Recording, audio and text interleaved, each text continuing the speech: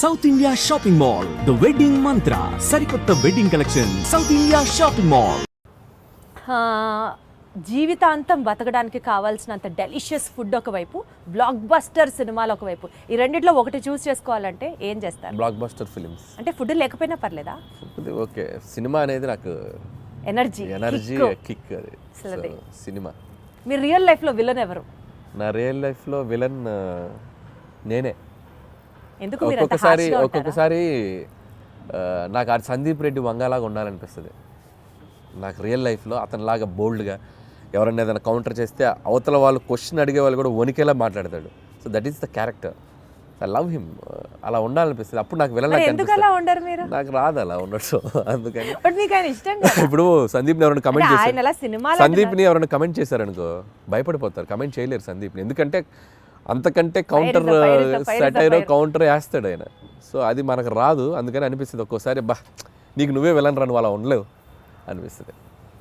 So definitely ఈ ఫీలింగ్తో మీరు తర్వాత అలాంటి క్యారెక్టర్ని ఇంబైబ్ చేసుకుంటారేమో అనిపిస్తుంది. చూద్దాం. బట్ నా వల్ల కాదు. బేసిక్గా నా నేచర్ నేను అలా ఉండలేను. ఇప్పుడు మీకు ఒక సూపర్ పవర్ ఉందనుకోండి, మీ గురించి గాసిప్ చేసుకునే వాళ్ళ దగ్గరికి వెళ్ళి వినాలనిపిస్తుందా మీకు?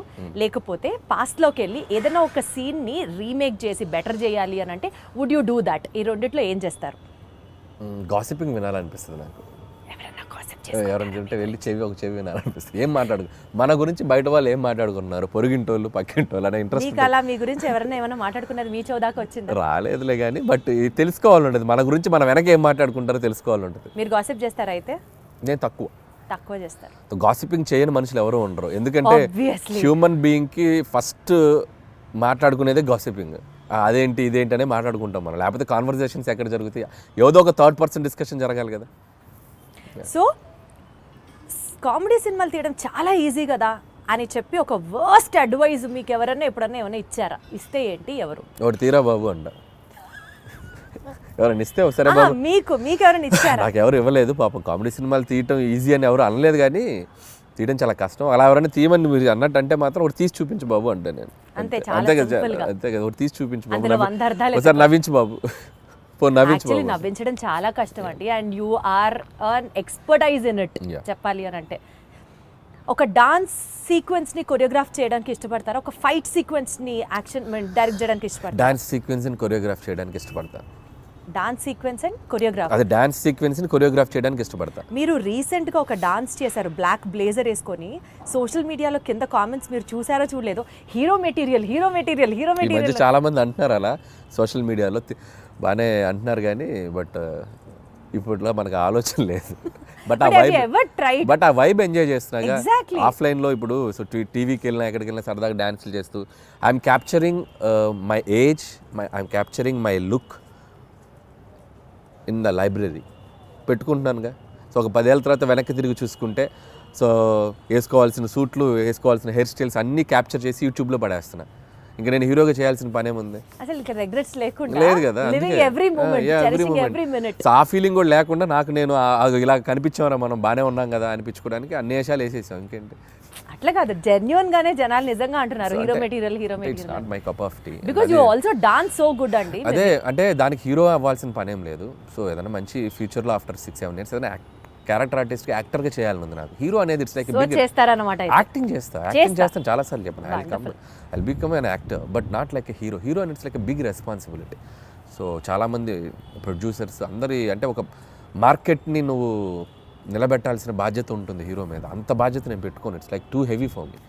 యాక్టర్ అనుకోండి, పెయిడ్ హాలిడే వెళ్ళిపోయి క్యారవాన్లో కూర్చోండి, సరదాగా ఆ రోజు ఎంజాయ్ చేసి వచ్చేయచ్చు. మన మీద ఏం బరువు బాధ్యతలు ఉండవు కదా. అంతే కదా. సో మీ ఫేవరెట్ కో స్టార్ ఎవరు? నా ఫేవరెట్ కో స్టార్ అంటే నేను యాక్టర్ని అయితే కో స్టార్ అని చెప్పగలను. నా ఉద్దేశం ఏంటంటే పనిచేసిన వాళ్ళు వెంకటేష్ గారు యాజ్ ఆఫ్ నౌ. ఇప్పుడు ఈ సినిమాకి ఇప్పుడు బాలకృష్ణ గారితో పనిచేసినప్పుడు బాలకృష్ణ గారు. సచ్ ఎ డిప్లొమాటిక్ ఆన్సర్ ఇది. నేను అలాగే పనిచేస్తాను. టు బి హానెస్ట్ అలాగే పనిచేస్తాను. నేను పనిచేసి వన్ ఫేవరెట్ అన్నట్టుంటారు కదా, ఆల్ టైమ్ ఫేవరెట్ అన్నట్టుంటారు కదా. ఆల్ టైమ్ ఫేవరెట్ అంటే నాకు ప్రతి యాక్టర్తోనూ all best moments I have. Even Ravi Teja గారితో అలాగే బెస్ట్ మూమెంట్స్. కళ్యాణ్ రామ్ గారి దగ్గర నుంచి నేను డిప్లొమాటిక్ అని చెప్పట్లేదు. ఎవ్రీ వన్ ఇప్పటికీ నాతో అంతే ఫ్రెండ్లీ వైబ్లో ఉంటారు. సో ఎవరిని నేను సైడ్ చేయలేను. Got it. ఆల్ స్టార్స్ నాతో పనిచేసిన ఈవెన్ మహేష్ బాబు గారు స్టిల్ నేను ఆయన ఒక 20-25 మినిట్స్ మాట్లాడుకుంటాం ఫోన్లో, ఎప్పుడు కాల్ చేసిన ఆయన ఎప్పుడు ఫ్రీ ఉన్నప్పుడు కాల్ చేసిన అదే వైబ్ ఉంటుంది. సో నేను ఒక్కరిని నేను వెంకటేష్ గారిని కలిసినప్పుడు అదే బాలయ్య బాబు గారు ఇప్పుడు ఏదన్నా కూడా ఫోన్లో సో మాట్లాడతారు. పాయింట్ ఏంటంటే అల్టిమేట్ గా everybody loves you so much. Everybody loves you at same amount of love వస్తుంది నాకు. సో నేను అంతే ఇస్తున్నాను, నాకు అంతే వస్తుంది, కాబట్టి నేను ఎవరిని తక్కువ చేయలేను. సపోజ్ మీరు ఒక డెజర్టెడ్ ఐలాండ్ లో ఉన్నారు, రొమాంటిక్ స్టోరీ రాస్తారా, కామెడీ స్టోరీ రాస్తారా? డెజర్టెడ్ ఐలాండ్ లో ఎవ్వరు లేరు, ప్రశాంతంగా ఉన్నారు, such a key note on your script. So కామెడీయే వస్తుంది అక్కడ. అక్కడ కూడా నా కామెడీ. కష్టాలు తెలుసుకుంటూ నా మీద నాకు జోకులు వేసుకోవడం తప్ప, నేను బతకాలంటే నాకు నేను ఎనర్జీ ఇచ్చుకోవాలి కదా. అమ్మో, దీంట్లో చాలా డెప్త్ ఉంది అనిపిస్తుంది ఏంటి అనిల్ గారు? అంతే కదా మరి. లైఫ్లో ఎప్పుడు మనం స్ట్రగుల్లో ఉన్నప్పుడు just crack joke on your self అంతే. మనల్ని మనం లైట్ చేసుకుంటేనే మన స్ట్రగుల్ నుంచి బయటకు రాగలం. అసలు మీరు స్ట్రగుల్లో ఉన్నారా అన్నది ఇక్కడ పాయింట్. ఇప్పుడు అందరికీ మీరు అన్న వచ్చే point. సిచ్యువేషన్లో అంటే ఒక డెజర్టెడ్ ఐలాండ్ అంటే ఎవరు లేకపోతే అది బిగ్గెస్ట్ స్ట్రగుల్ కదా. ఒక మనిషి ఒంటరిగా బతకడం అన్నంత స్ట్రగుల్ ప్రపంచంలో ఎవరికి ఉంటుంది? నువ్వు ఉండు ఒక ఒంటరిగా ఒక 2 రోజులు ఉండి ఎవరు లేకపోతే. డెజర్టెడ్ ఐలాండ్ కాదు, నువ్వు స్వర్గంలో అయినా పెట్టు, నువ్వు వెళ్ళి హెవెన్లో పెట్టు, ఒక్కడే బతుకు హెవెన్లో 2 రోజులు, బొక్కలో హెవెన్ అని చెప్పి వచ్చేస్తాను. అంతే కదా. Wonderful. So coming back to the movie thing, 10th game changer release అవుతుంది, 12th డాకు మహారాజ్ రిలీజ్ అవుతుంది, అండ్ 14th సంక్రాంతికి వస్తున్నాం రిలీజ్ అవుతుంది. టెన్షన్ ఉందా ఈ కాంపిటీషన్ లో ఎలా పర్ఫామ్ చేస్తాము అని? సో టెన్షన్ లేదు. జనాలు డబ్బుల్ని దాచుకొని మరి why they have to see సంక్రాంతికి వస్తున్నాం. సో ఆల్రెడీ మేము ఆడియన్స్కి ఏం చేస్తున్నాము, ఏం చూపించబోతున్నాం అనేది క్లియర్గా చెప్పేసాం. సో మా ఆడియన్స్ మాకు రావడానికి సిద్ధంగా ఉన్నారనే నమ్మకం ఉంది. సో అలాగే మిగతా సినిమాలకు కూడా దేర్ సెట్ ఆఫ్ ఆడియన్స్ వాళ్ళకున్న. రామ్ చరణ్ గారి గ్లోబల్ స్టార్, ఆయనకున్న ఇమేజ్, ఆయనకున్న స్టార్డమ్, ఫ్యాన్ ఫాలోయింగ్, ఈ హ్యావ్ హిస్ ఓన్ స్ట్రెంగ్త్. అలాగే బాలయ్య బాబు గారు కంప్లీట్ మాస్ యుఫోరియా ఉన్న హీరో. సో ఆయన సెట్ ఆఫ్ ఆడియన్స్ ఆయనకున్నారు. మాది ఒక బుల్లి మార్కెట్, మా గోల్లో మేము ఉన్నాం కాబట్టి సో భయం లేదు. అండ్ సంక్రాంతి నాకు ఇది 3వ సంక్రాంతి. సో ప్రతి సంక్రాంతికి ఒక కాంపిటీషన్ ఉంటుంది. సో నా వరకు నేను సర్వే అవుతూనే వస్తున్నాను. సో 2 సంక్రాంతులు కూడా బీభత్సంగా ఆడినాయి నా 2 సినిమాలు. సో ఈసారి కూడా ఒక సేఫ్ బెట్లోనే ఉన్నానని అనిపిస్తుంది.